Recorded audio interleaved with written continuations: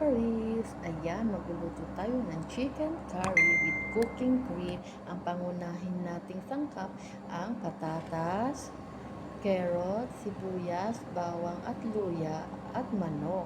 Ang una natin gagawin, maglagay tayo ng kawali na may mantika.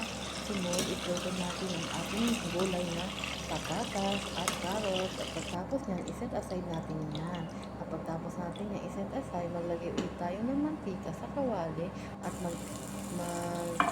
isa tayo ng bawang. Inetos-netos yan. Isunod naman natin ang sibuyas. Inetos-netos din natin ulit. Ang sunod naman natin ilalagay ay ang ating luya.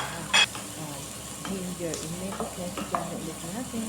Ang sunod ay ang ating manok. Inetos-netos lang din natin yung ating manok para mawala ang kanyang lagsa.